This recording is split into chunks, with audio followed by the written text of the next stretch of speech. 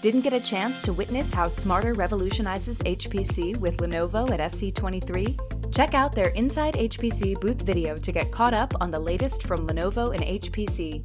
Visit insidehpc.com/Lenovo-at-SC23.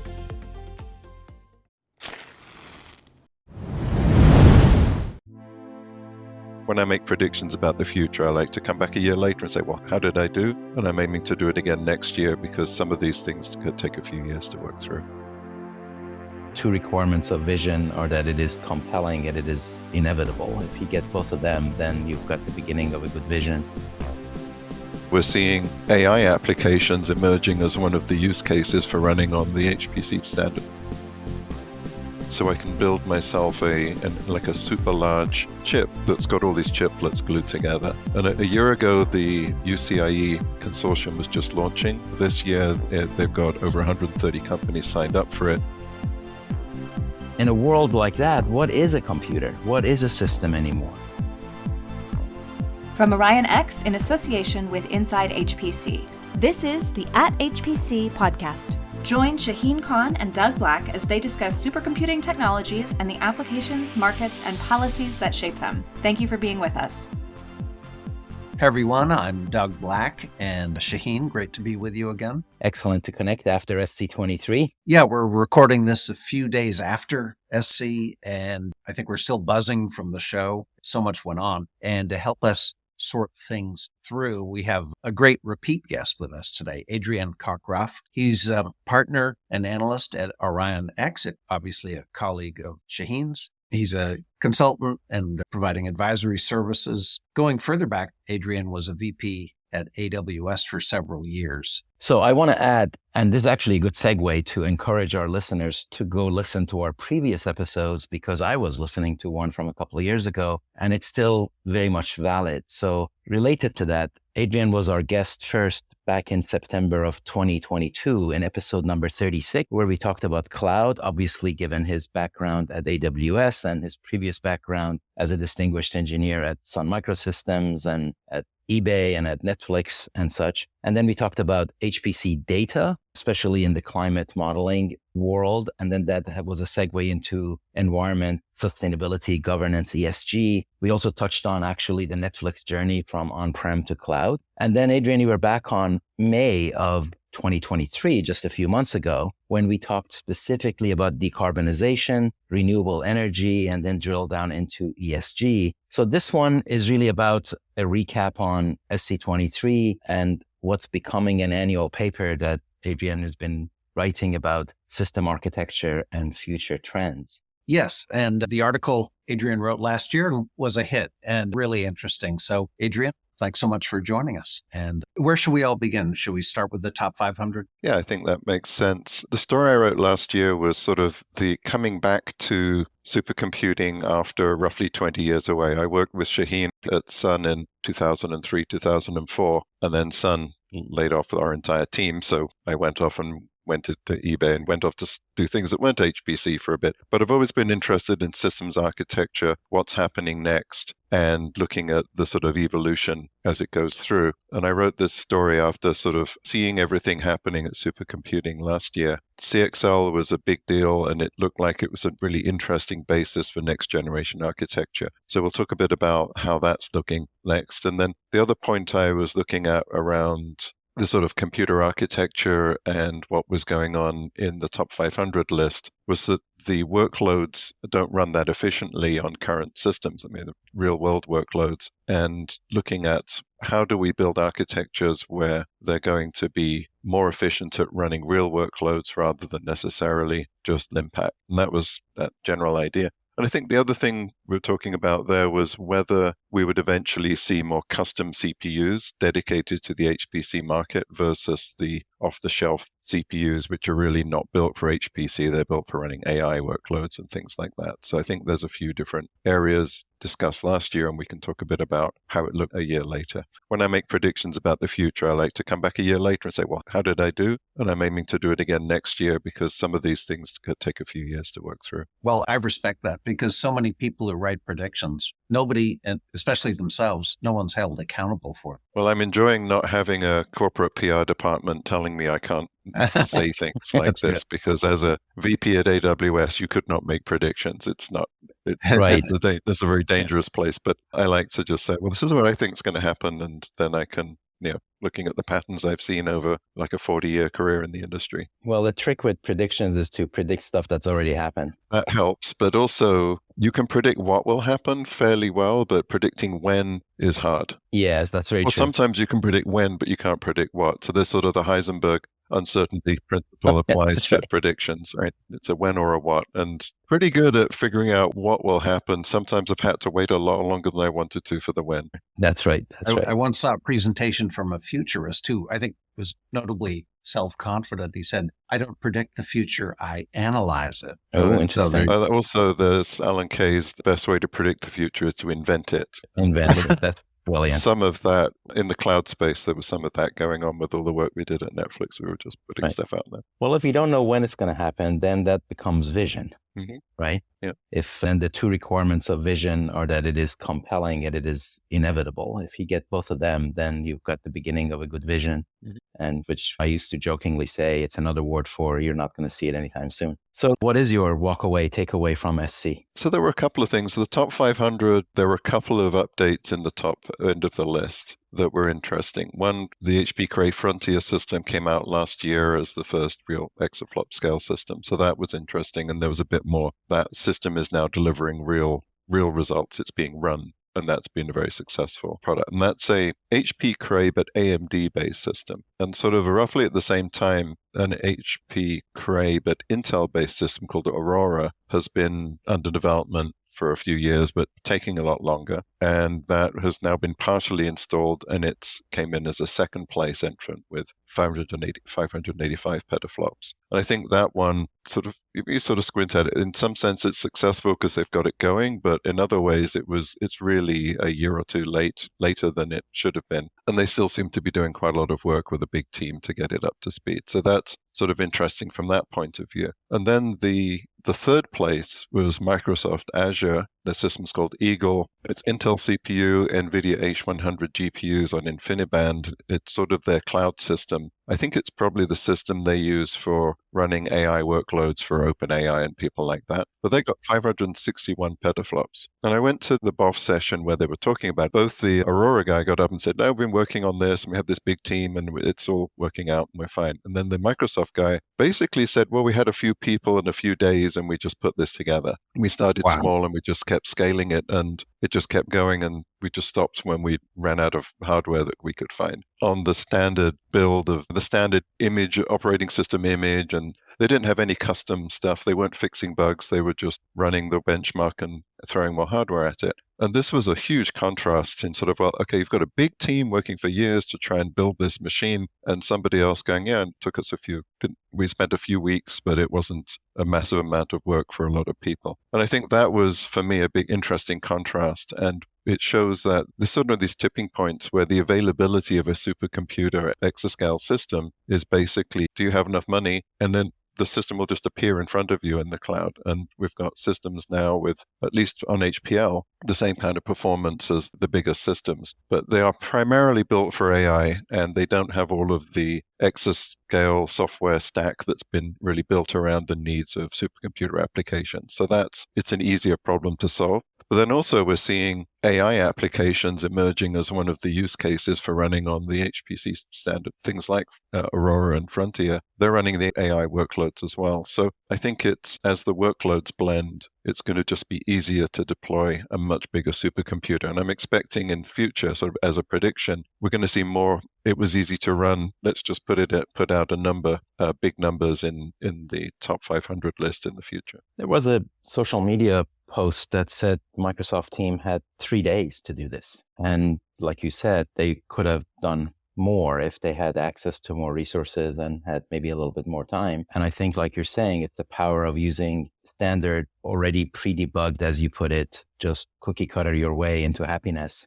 And in my mind, the Microsoft team first keeps getting kudos from me for doing what they're doing, which is great. And they participate because I think other cloud providers in principle can do it too, but they're not playing. But it shows where the floor is. I think it shows that the floor for readily available performance is now easily into the multi-hundred petaflops. And as you're saying, if you show up with a big enough checkbook, you can just get your way. So that really puts into question what the goal should be for the national centers and government-funded centers. Yeah, what are the implications of that? That you can spin up a capability that's, 25 petaflops below where Aurora is now. You can do that in 3 days? They had a graph showing their scaling, and they had about 85% scaling still going on in terms of like if you just kept adding resources, you got 85% of it was going to the benchmark bottom line. So they just needed to find a few more racks and they would have been above Aurora. And so the interesting, maybe Google and AWS, and I mean, NVIDIA had a system somewhere in the top 10 as well that was basically their own cloud-based system. So I think that they're all going to, if they just take the time in between their big AI runs, they're running an AI training for a month, and then they take 3 days to run an HPL, and then they go back to running AI training, and they just treat that as marketing or something. Maybe we'll see more of those next year. Well, I think a big issue for the HPC community has been risk management, because we've all seen that movie before a few times, is that you rely on a particular vendor to do something for you, and then their business takes them in a slightly different direction, and suddenly the piece you were really relying on is no longer available. So that really means that you have to have the vigilance to make sure that HPC workloads are covered and fed and technology is moving towards that direction. Today, there's pretty good alignment between HPC and AI, but can that be guaranteed 10 years from now? And if not, then we need to continue to have our fingers in that pie, if not the entire hand. Yeah, and some of this comes down to what are the architectural differences if you're really optimizing for the HPC workloads of finite element analysis and things like that. And CFD and all the weather and all this kind of modeling. Different workloads and there's different optimizations. One thing we've seen is the balance of CPU versus GPU may not be the right for if you just take the stuff you're using for your AI workloads. So one of the things we saw there was Giga.io, who have figured out how to get 32 GPUs on a single CPU in a single node. And that was last year. That was their supercluster or super node. This year, they doubled that to 64. So 8 is the typical number you see in sort of the cloud instances. It's sort of the standard number that you get, 8 GPUs per CPU. But they're up to 64, and they called it a super duper node, which I found amusing. So it's good marketing to come up with a fun name. So the 64 GPU super duper node, you're putting that on a fabric. You've got something that's really aimed more at something that's going to be much more compute intensive on the float side. And if you can optimize your workload to run in that environment, then that's at least one sort of direction that seems to be interesting. That just strikes me as astounding power within one node. Yeah.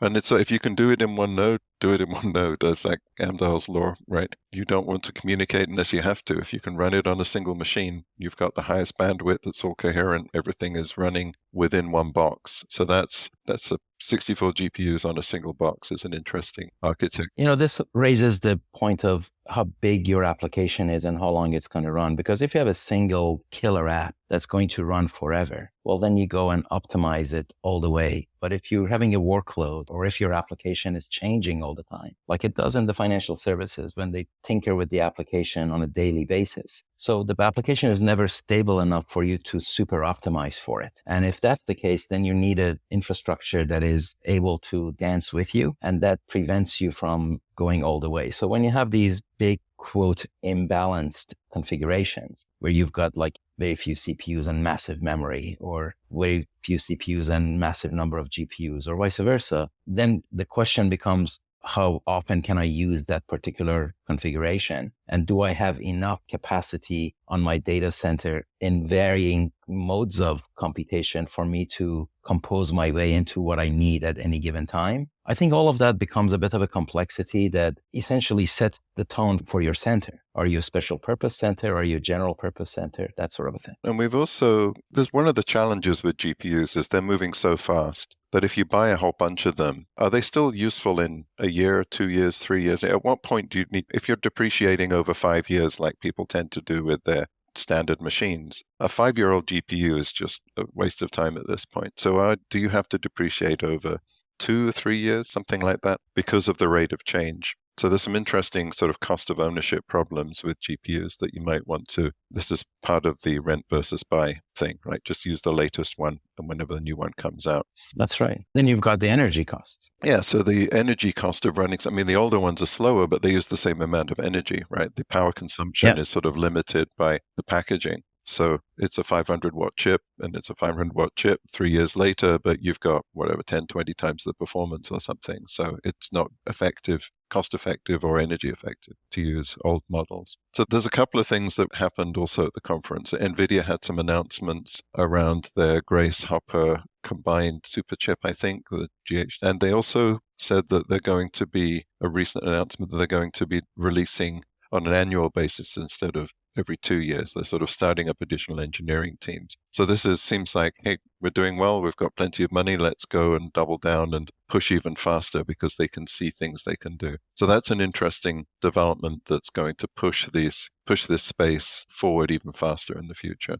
What you've heard about that, Shaheen? Yes, in fact, Carl Freund was our guest a few episodes ago, and we talked about, I was jokingly saying that Intel used to have tick-tock and NVIDIA seems to be having tick-tick. And it is also a little bit of a controversial move because some of the other chip vendors are saying, is that even possible? Is it practical? Given that you have to align your chip design with fab technology that is coming. So maybe at the end, it becomes like a tick-tock again. But it remains to be seen. For the moment, though, as I said in my wrap-up episode, there's just so many chips out there that it is impossible for the traditional average data center to know which one to pick. There are literally tens of them. And now each vendor has 4 separate offerings. So figuring out what to use when for what and what to standardize on is really a very difficult task. And I think that's a market opportunity for those who can test drive these and be able to advise customers.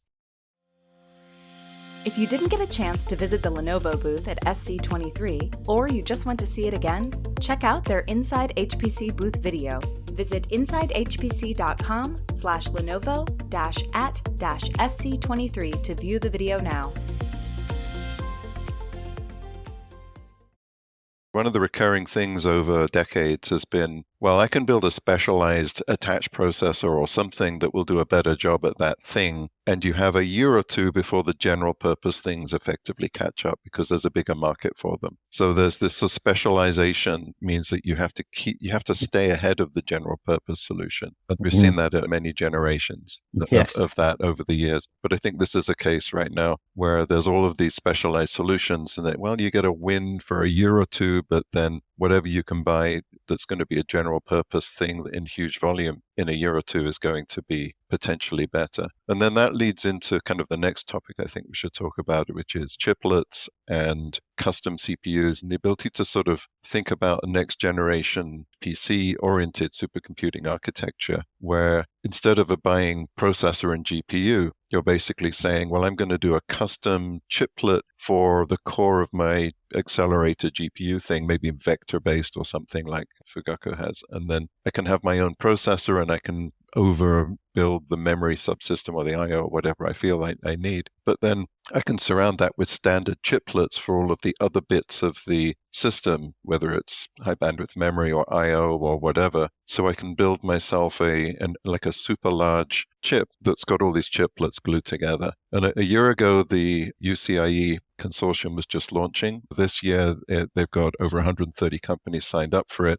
Wow. And I was talking to somebody who actually works at Intel who's driving this, saying they will happily take chiplets from wherever you happen to have bought them, and Intel will build that onto a substrate for you with all the interfaces, meaning that this stuff should all just work. And I think that's going to be a really interesting development in the next year or two. Envisioning a menu that you pick from and you say, I want 2 of these and 3 of those. And if you're building a cell phone, maybe you want a radio. And if you're building a supercomputer, you want a couple of 64-bit pieces there. But somehow you can formulate your ideal configuration of all these chiplets. And then you have somebody like Intel or TSMC laid out on the substrate for you, and then UCIe connects them. So one natural question is that if that's the world, and we already see that world with the Apple M1, we already saw it a couple of years ago. You look at your MacBook Air, and pretty much everything is on that chip. You get outside of that chip and you've got the screen and the power supply and the keyboard, and that's about it, right? So in a world like that, what is a computer? What is a system anymore? It probably is mostly substantially just that big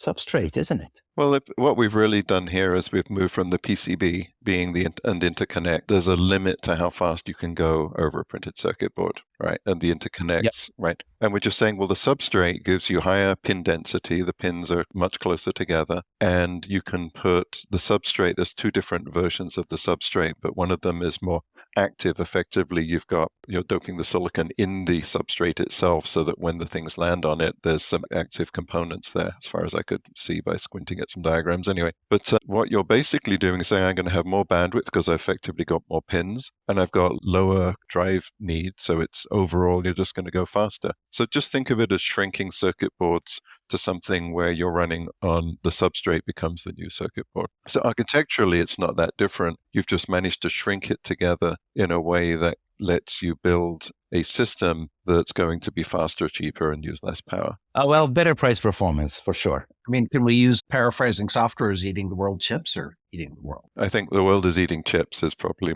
more of a phrase that people would resonate with. But I think the key thing here is this standardization means that, right, in the same way as you can build a circuit board, that's how you integrated parts from different suppliers. And each chip was from one supplier. We're now moving to this world where you can integrate chiplets from lots of suppliers onto one substrate. And that becomes the new way that I think things are going to be built. Well, and actually, as you're saying, the real big shift is going to be in the supply chain because these substrates are being manufactured by fab companies, not by PCB companies. As we have said in other conversations, you're going from the motherboard to the mother chip. Yeah, and then you put it all on a water-cooled plate to keep the thing from melting. And so the other thing is the stacking in 3D as well. So you can get things like memory chips, you can stack them on top of each other, and then you have the problem that the ones in the middle melt because they're surrounded, right? So how do you get the heat out? So there's a bunch of issues around cooling, but it isn't just a flat substrate with chips laid out on it. There's also some vertical stacking capability, and people are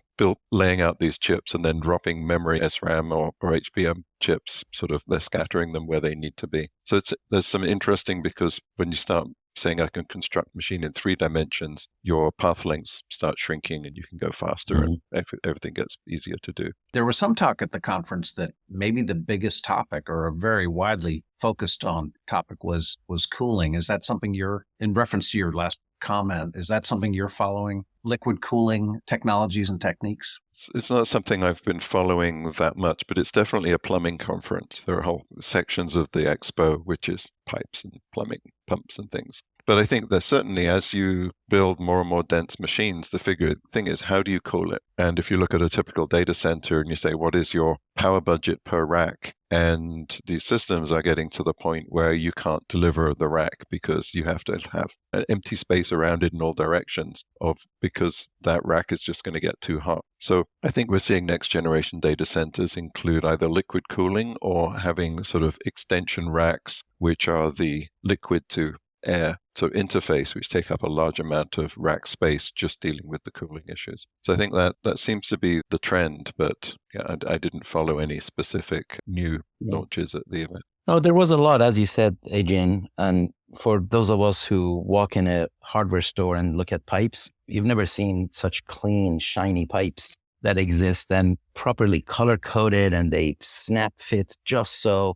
And then there is a whole supply chain of that sort of plumbing, from copper-based fitters and joints all the way to massive refrigeration units. So there were several booths on the exhibit floor and several talks that talk about this, because guess what? Liquid cooling is coming, and there's really no other way to get around some of this until like quantum computing shows up or something. The power is going to be dense and it needs to be taken out, like you said. Yeah, let's talk about quantum for a bit, because I think that's a natural segue. My mental image of a quantum computer before I went this year was this big plumbing thing with lots of supercomputing stuff and pumps and vacuums and somebody said, the IBM pictures look like, they call them chandeliers, and just big golden pipes in all directions. And I was thinking, you're never going to have that in a standard enterprise data center, right? That's a super specialized thing. And then we went along and were looking at one of the vendors there and it says, no, it's just a normal rack and it isn't supercomputing and everything just works and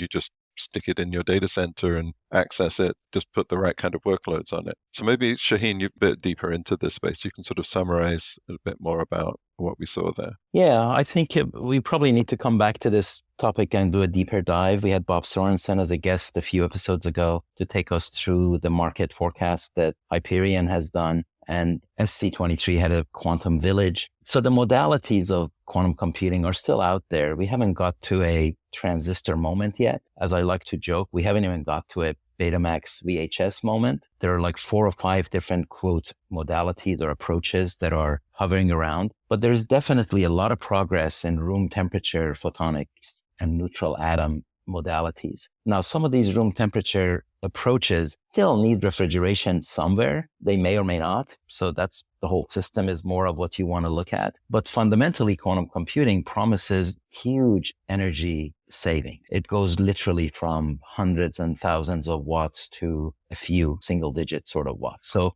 that benefit is really what is going to drive it in my mind. Yeah, so they were talking about having, I forget what, tweezers that you'd use to move an individual atom. Laser tweezers, yeah. So you basically pick an individual atom, put it next to another atom, zap it with a laser so they become entangled, and then push those entangled atoms off somewhere else, and they have an array of these atoms. And it was just, I have a physics degree from a very long time ago, and that sounds sort of plausible, but exactly the engineering. No, they're doing it, yeah. I mean, it's just a bit mind-boggling that you actually let's push around individual atoms with lasers. Sounds, yeah. Well, I'm glad someone's figured out how to do that, but it sounds very cool. But it seemed like they're getting larger and larger arrays, and they're available from cloud providers, and people are actually starting to use these to try things out. So I think that's, what was the vendor we were talking to that got the demo? We talked to Quera, who do a lot of really fun work, and it's just a delight to go delve into all of them, really. Quandela was there, Quix was there. The market is probably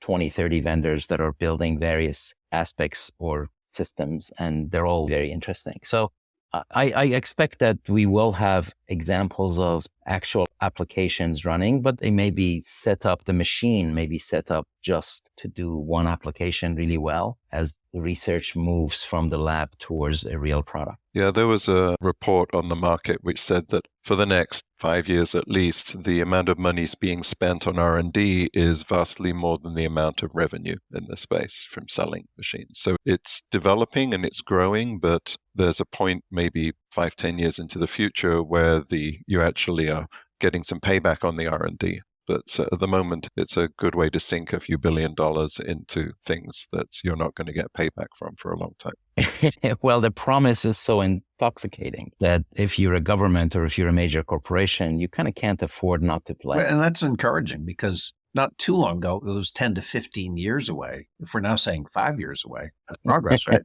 Yeah, I think it was late 2020s was when I vaguely remember seeing. But yeah, it was certainly for quite a while, and far enough that your predictions probably are wrong, wildly wrong into the future. But the trend was certainly increasing R&D spend and increasing revenue. It's just that the R&D spend is higher than the revenue at the moment.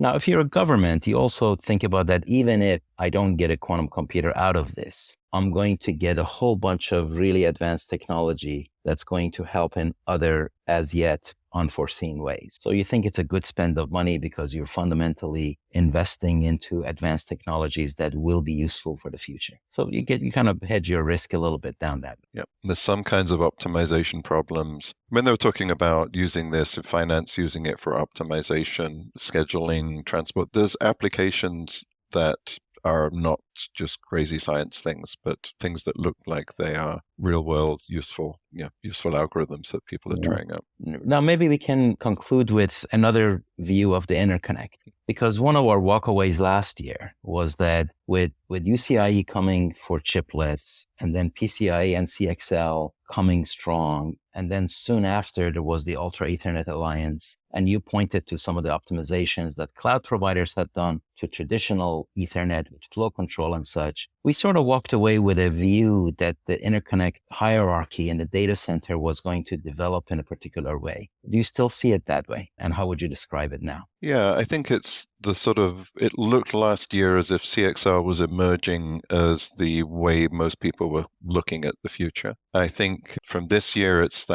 sort of the only game in town. So it's definitely a stronger pitch, although last year, CXL 3.0 had just come out, which specified a fabric standard. Everyone was very keen on that and thought that a couple of years we'll have a fabric. This year, actually, during the conference, CXL 3.1 came out. So they had to revise the spec, and they said, okay, the previous attempt at getting fabrics wasn't quite right. They got some feedback. They added some more capabilities to the fabric, some related to trusted computing and security, because if you're doing multi-tenant on a fabric, you've got to be very careful about who can see what on the fabric. And then there was some more around fabric management. So then if you're trying to design chips, you need the standard to have stopped moving, really. So that means people developing fabric management into chipsets, the spec just landed. So it's going to be another 2 or 3 years before those come out. So I think the sort of net for CXL was that the basic CXL capabilities are on a good track, lots of good support.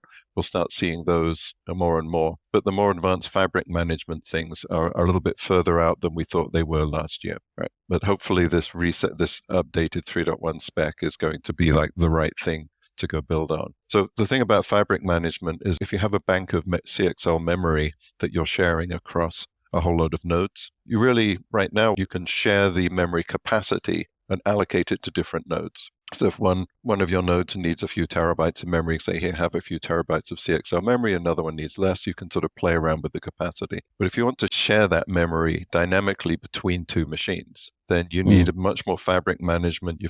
You're using it as a shared memory across nodes. And that's really where we need the fabric management to make it more dynamic and to have the ability to control what those nodes see and the coherency across them. So I think that's the ultimate sort of really interesting sort of use case. But in the meantime, we're starting to see test systems and products and things like that coming out that are looking at CXL coming out in all these different chipsets as well. Now, Adrian, I know you saw a demonstration at SC of PCI 6.0 with some pretty amazing performance numbers. Could you talk about that a little bit? Yeah, most of the systems that are actually shipping right now are PCI 5, and that runs, I think it's 32 gigabytes per second per channel, per 16-lane channel. And then when you get to PCI 6, they changed the signaling to have 4 levels on the wire instead of 2. Instead of a typical digital signals on-off, what they do for PCI 6 was they go to basically 0, 1, 2, 3, and they're switching that. And then they announced PCI 7 earlier this year, and they were talking about that at the event. So PCI 7 takes the PCI 6 thing and just doubles the clock rate on everything. So they basically figured out how to make it all to generate and detect these 4-level signals quickly enough that they can actually run everything at twice the data rate. So PCI 7 is going to come out in quite a few years out, but what they're trying to do is they release a new version of PCI every few years that's twice as fast as the previous version. And that's kind of the path they're on. So what we were seeing at the show was there are processors available now, like the Intel Sapphire Rapids 4th generation Xeon, that has 4 or kind of 5. It's got 80 pins, which is technically 5, but basically people seem to be talking about having 4, either PCI 5 or CXL 1.1 16-lane channels. So people were doing a bunch of demos with that. The 5th generation Emerald Rapids, Granite Rapids CPUs coming out, I think next year will support CXL 2.0 and on PCI 5. And the NVIDIA Grace CPU is also stated to support CXL 2.0, but NVIDIA hasn't been talking that much about CXL. I think it's part of the NVIDIA chip-to-chip interconnects, but they are pushing their own NVLink sort of right now rather than confusing people by talking about CXL as well. So then we need to get to some more next generation CPUs that actually have PCI 6.0, because the CPU is managing the coherence of this. And so if you don't have a CPU that knows how to talk this new version of CXL, then you're not going to get the performance. It's not going to make sense. But you end up with just keep doubling up. So it's 256 gigabytes per second on a PCI 7 connector, so 128 on PCI 6, and I guess 64 on PCI 5 on each connector. And then each connector runs in one direction, so you have another connector coming in the other direction, 2 wires to basically go in each direction, point to point. And that's how it's managed. And you can go a meter or two, sort of roughly within a rack with this. Anyway, so that's kind of what's been going. There was plenty of demos. There are people like Micron doing shared memory modules that are CXL based and CXL switching. So CXL 2.0 is really where I think this becomes useful. And 3.0, as well as supporting Fabric, also supports multi-level switches. So you can start cascading switches together and build something that's a bit more complex. Okay, Adrian, great to be with you again. Thanks so much for joining us. And I want to tell all of our listeners that Adrian's article, which will touch on a lot of the topics we got into today, will be appearing on the Inside HPC site if it's not already on our site. So with that, thanks so much. Yeah, thanks for having us. All right. Thank you all. Yeah, happy Thanksgiving, everybody. And see you next time. Cheers. Thanks. That's it for this episode of the @HPC podcast. Every episode is featured on InsideHPC.com and posted on OrionX.net. Use the comment section or tweet us with any questions or to propose topics of discussion. If you like the show, rate and review it on Apple Podcasts or wherever you listen. The @HPC podcast is a production of OrionX in association with Inside HPC. Thank you for listening.